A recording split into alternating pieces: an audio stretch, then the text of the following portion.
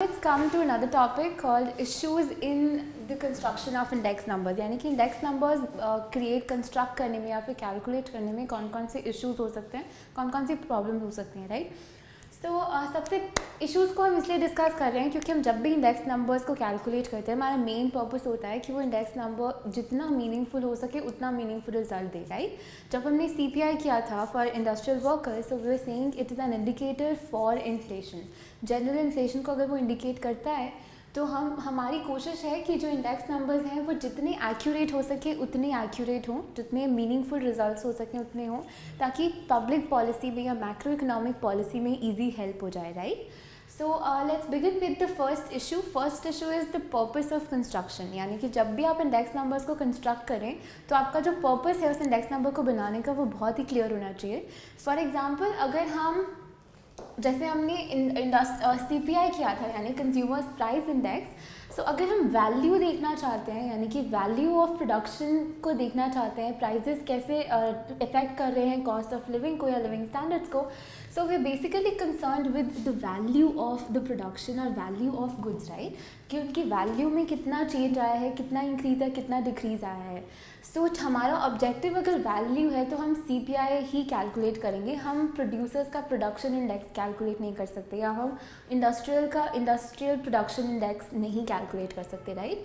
On the other hand, अगर हमारा purpose volume को देखना है, वॉल्यूम यानी कि टोटल प्रोडक्शन कितना हुआ है इकोनॉमी में, टोटल प्रोडक्शन कितना हुआ है एग्रीकल्चर में, तो हम एग्रीकल्चरल इंडेक्स देखते हैं, हम फिर CPI या प्राइस इंडेक्स नहीं देखते. So the first thing is the purpose of construction should be very clear. आप इंडेक्स नंबर से क्या पता लगाना चाहते हैं, क्या कंक्लूजन निकालना चाहते हैं, किस चीज़ की स्टडी करना चाहते हैं इकोनॉमी में, वो क्लियर होना चाहिए ताकि आप करेक्ट सही मेथड चूज़ कर सकें, वॉल्यूम या वैल्यू के बीच का डिस्टिंक्शन निकाल सकें, right? The second thing is items are not equally important for different consumer groups, that is weightage. So अब वो क्या कह रहे हैं कि अलग अलग कंज्यूमर्स ग्रुप जो होते हैं उन फॉर एग्जाम्पल लेते हैं हम इसके अंदर कि कंज्यूमर ग्रुप्स की अगर बात करें तो सारी की सारी आइटम्स जो कंज्यूमर्स कंज्यूम करते हैं वो इक्वली इंपॉर्टेंट नहीं होती हैं, राइट? इक्वली इंपॉर्टेंट होने का मतलब कि जितना वेटेज फूड का होगा उतना वेटेज लेट्स से फ्यूल का नहीं होगा, या जितना वेटेज फ्यूल का होगा उतना वेटेज इलेक्ट्रिसिटी का नहीं होगा. यानी कि इलेक्ट्रिसिटी जितनी इंपॉर्टेंट होगी या फूड जितना इंपॉर्टेंट होगा या फिर फ्यूल जितना इंपॉर्टेंट होगा, सबका जो इम्पोर्टेंस है रिलेटिवली अलग होगा एक दूसरे से. इसकी वजह से उनके जो वेटेजेस हैं वो भी अलग होंगे. ये सिर्फ हम CPI के टर्म्स में देख रहे हैं. अगर हम दूसरे इंडेक्सेस के टर्म्स में देखें यानी कि प्रोडक्शन इंडेक्स के टर्म्स में देखें तो वील सी कि टैक्सेस का या फिर ट्रांसपोर्टेशन कॉस्ट का जो इम्पैक्ट है वो रिलेटिवली अलग अलग होगा. यानी कि जिसका ज़्यादा वेटेज होता है उसको जिसका ज़्यादा इम्पैक्ट होगा CPI पर या किसी भी इंडेक्स पर उसको ज़्यादा वेटेज देनी चाहिए. देयरफॉर जिस चीज़ का हमें ध्यान रखना है वो ये है कि items are not equally important, इसलिए सारी आइटम्स को इंडेक्स नंबर्स के कैलकुलेशन में या कंस्ट्रक्शन में हम सेम वेटेज नहीं दे सकते, राइट? अगर हम आइटम्स की बात करते हैं तो एक और पॉइंट है उससे related which is that items should be as representative as possible. जब हम CPI कर रहे थे यानी कंज्यूमर्स प्राइस इंडेक्स कर रहे थे तो हमने देखा कि उसको 3 पार्ट्स में बाइफर्केट किया हुआ है, राइट? इंडस्ट्रियल वर्कर्स के लिए, एग्रीकल्चरल वर्कर्स के लिए, क्योंकि हर एक जो कंज्यूमर ग्रुप है ब्रॉडली वो सबके लिए सारी आइटम्स का मिक्स है या जो वो आइटम्स जो डिमांड कर रहे हैं या जो उनके प्राइस इंडेक्स को इम्पैक्ट कर रहे हैं वो सारे के सारे अलग आइटम्स होते हैं. वो सारे के सारे आइटम्स जो हैं वो एक अलग ग्रुप फॉर्म करेंगे, राइट? सो हमें केयरफुली चूज़ करना होता है कि अगर हम कंज्यूमर्स का निकाल रहे हैं, अगर हम एग्रीकल्चरल वर्कर्स का निकाल रहे हैं तो हम वहाँ पर लेट्स से ACs का या फिर इलेक्ट्रिसिटी का उतना ज़्यादा इम्पैक्ट नहीं दिखाएंगे. इलेक्ट्रिसिटी को उतना वेटेज नहीं मिलेगा जितना बाकी चीज़ों को वेटेज मिलेगा. Fine. Coming on to the fourth very important part of constructing an index number. एक इंडेक्स नंबर को कंस्ट्रक्ट करने के लिए जो फोर्थ सबसे इंपॉर्टेंट पार्ट है वो है बेस.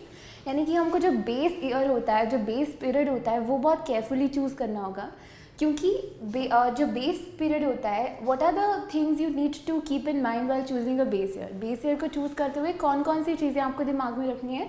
फर्स्ट इज़ कि बहुत एक्सट्रीम वैल्यूज़ नहीं होनी चाहिए. यानी कि अगर मैं प्राइसेस की बात, अगर मैं प्राइस इंडेक्स देख रही हूँ या मैं प्रोडक्शन इंडेक्स देख रही हूँ, तो मैं ऑब्वियसली 1960 नहीं लूँगी जहाँ पे एकदम से जो एग्रीकल्चर प्रोडक्शन है वो बहुत ज़्यादा इंक्रीज़ हो गई थी बिकॉज ऑफ ग्रीन रेवोल्यूशन। या फिर अगर मैं प्राइसेस का देख रही हूँ तो मैं 2008 को 7 को बेस नहीं लेके चलूँगी, क्योंकि 2008 और 7 में बहुत हाउसिंग सेक्टर का क्राइसिस आ गया था और इन्फ्लेशन हो गया था पूरी दुनिया में। सो दैट मीन्स कि एक्सट्रीम वैल्यूज़ या फिर ऐसी सिचुएशंस, ऐसे ईयर्स जहाँ पे बहुत ज़्यादा अनलाइकली एस्टिमेट्स आए आपको अलग अलग वेरिएबल्स के जिनके आप स्टडी करना चाहते हैं, जैसे प्राइजेस या वॉल्यूम्स के या प्रोडक्शन के, तो उसको हम बेस ईयर लेके नहीं चलेंगे। हमें बेस ईयर जो है वो जितना नॉर्मल हो सके उतना नॉर्मल चूज़ करना होता है। So base year should be as normal as possible.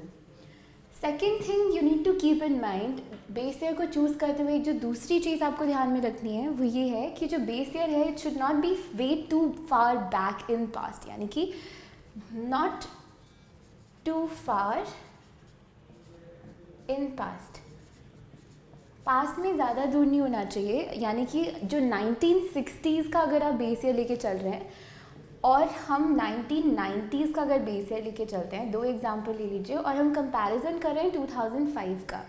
सो अगर हम 1960 से कंपेयर करेंगे तो 2005 का जो कंपैरिजन है उसके अंदर जो डिफरेंस है वो बहुत ज़्यादा आएगा, हमारा इंडेक्स नंबर भी बहुत ज़्यादा आएगा। और अगर हम 1990 से कंपेयर करेंगे तो वो बेस पीरियड और ज़्यादा एक्यूरेट होगा और उसका जो इंडेक्स नंबर है वो भी कम आएगा, राइट। सो एक्यूरेट इसलिए होगा क्योंकि जब हम अपने इंडेक्स नंबर को देखते हैं तो इंडेक्स नंबर मेजर करते हैं कंजम्पशन बास्केट की टर्म्स में, राइट। कंजम्पशन बास्केट मतलब एक वो सारे गुड्स का बास्केट जिसका क्वांटिटी, जिसका वेट फिक्स्ड है, उस बास्केट को हम अगर 1960s में ख़रीद रहे हैं और 1990s में ख़रीद रहे हैं, हम इंडेक्स नंबर्स को इस बास्केट की वैल्यू, फिक्स बास्केट की वैल्यू की चेंज के टाइप में देखते हैं, उसके फॉर्म में देखते हैं, राइट। तो एक और प्रॉब्लम ये है कि जब हम 1960s यानी कि कुछ ऐसे बहुत पास्ट के ईयर्स या बहुत पहले के अगर सालों को उठा के बेस की तरह यूज़ करेंगे तो जो बेसिक कंजम्पशन बास्केट है उसका जो कॉम्बिनेशन होगा वो भी चेंज हो जाएगा। यानी कि जो आइटम्स 1960s में इंपॉर्टेंट थे वो प्रॉब्ली 1990s में या 2005 में इंपॉर्टेंट नहीं है या फिर उनको अभी कंज्यूम नहीं करते। सो बहुत सारी ऐसी आइटम्स होती हैं जो बास्केट में ऐड होती हैं, बहुत सारी ऐसी आइटम्स हैं जो बास्केट से जाती हैं। हम बास्केट को फिक्स रख सकते हैं लेकिन बास्केट जो है वो रेलेवेंट भी होनी चाहिए। यानी कि अगर आपको बेसिक चीज़ें जैसे सॉल्ट, वाटर, शुगर, ऑयल, इन सबको कांस्टेंट रखना है बास्केट के अंदर तो वो ऐसी चीज़ें होनी चाहिए जो आज भी लोग कंज्यूम करें और ख़रीदना चाहें, राइट।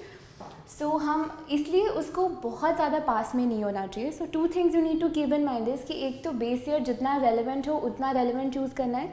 रेलेवेंस कैसे चेक करते हैं? रेलेवेंस हम चेक करते हैं कि एक्सट्रीम वैल्यूज़ नहीं होनी चाहिए, यानी कि एक बहुत एक्सेप्शनल अलग सा ईयर नहीं होना चाहिए।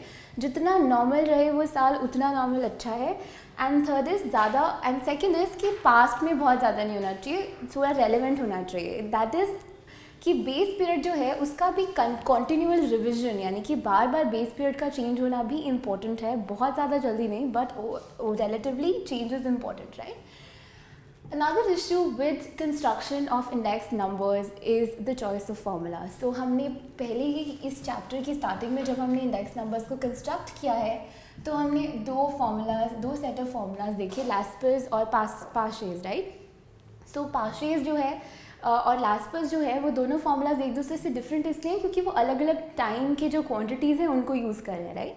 सो choice of formula will entirely depend upon what is your objective or the purpose of construction of index numbers. आप क्यों index numbers बना रहे हैं उस पर डिपेंड करेगा कि आप कौन सा फॉर्मूला ले रहे हैं। अगर आपको क्वांटिटी का चेंज मेजर करना है तो हम एक अलग फार्मूला लेते हैं, और अगर आपको प्राइस का चेंज मेजर करना है तो हम अलग फार्मूला लेते हैं। और एग्रीगेटिव मेथड्स और रिलेटिवली एग्रीगेटिव मेथड्स भी मिले यहाँ पे हमारे पास में हैं जो हम चूज़ कर सकते हैं इंडेक्स नंबर्स को ढूंढने के लिए, राइट। सो जितना रेलेवेंट हो सके उतना रेलेवेंट हमें इंडेक्स नंबर्स को बनाना चाहिए। रेलेवेंस का जो नेक्स्ट पॉइंट है वो है reliability of sources of data. So while we were doing sources of data primary भी हो सकता है और सेकेंडरी भी हो सकता है, राइट। सो अभी एक बहुत जनरल ट्रेंड है कि अगर आप प्राइमरी सोर्सेज से डेटा कलेक्ट करते हैं, यानी कि फ़र्स्ट हैंड डेटा कलेक्ट करते हैं, तो वो ज़्यादा रिलायबल होता है। रिलायबल का मतलब है ज़्यादा ट्रस्टवर्दी होता है, यानी कि आप उस डेटा पे ट्रस्ट कर सकते हैं कि वो डेटा सही होगा और आपकी जो स्टडी है उसके लिए परफेक्ट होगा। सो प्राइमरी जो डेटा है, if you can not calculate primary data, अगर आप प्राइमरी डेटा को कलेक्ट नहीं कर सकते तो हम सेकेंडरी डेटा चूज़ करते हैं। और जो सेकेंडरी डेटा है वो जितना रेलेवेंट हो सके उतना रेलेवेंट अच्छी बात है। सो सेकेंडरी डेटा के जो सोर्सेज हैं वो रिलायबल होने चाहिए। अगर आप किसी ऑर्गेनाइजेशन की वेबसाइट से ले रहे हैं या किसी के रिसर्च वर्क को यूज़ कर रहे हैं एज डेटा, या फिर आप किसी मैगजीन या न्यूज़पेपर रिपोर्ट को यूज़ कर रहे हैं as your secondary source of data, so make sure कि जो न्यूज़पेपर है या मैगजीन है या रिसर्च पेपर है वो रिलायबल हो, कि उसके रिजल्ट्स एक्यूरेट हो, right. That's all about issues with index numbers. तो इंडेक्स नंबर्स फैली फटाफट से समराइज़ करते हैं क्या है। इश्यूज़ इसलिए होते हैं क्योंकि हम इंडेक्स नंबर्स को एक्यूरेट रखना चाहते हैं, और अगर आपको एक्यूरेट रखना है तो आपको इन पॉइंट्स का ध्यान रखना पड़ेगा, right. First is purpose of construction का पर्पस क्लियर रखें कि वॉल्यूम का देखना है या वैल्यू का देखना है, राइट। और उसके अकॉर्डिंगली हम चूज़ करेंगे, यानी कि CPI चूज़ करना है या फिर एग्रीकल्चरल इंडेक्स नंबर चूज़ करना है। फिर है आइटम्स सारे इक्वली इंपॉर्टेंट नहीं होते, इसलिए उनके वेटेज की ध्यान देनी पड़ती है। और आइटम्स सारे कंज्यूमर ग्रुप्स के लिए भी इक्वली इंपॉर्टेंट नहीं होते, इसलिए उनका रेलेवेंस भी ध्यान में रखना पड़ता है कि कौन से ग्रुप को कितना चाहिए।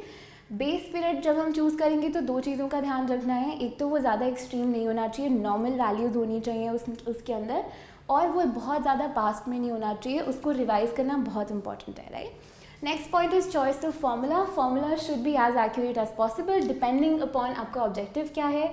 रिलायबिलिटी की जब हम बात करते हैं तो जब भी आप डेटा सोर्सेज को कंसल्ट करें, जब भी आप सेकेंडरी सोर्सेज ऑफ डेटा को लें, तो आप मेक श्योर कि जो सेकेंडरी सोर्सेज के जो हैं आपके वो ट्रस्टवर्दी और रिलायबल।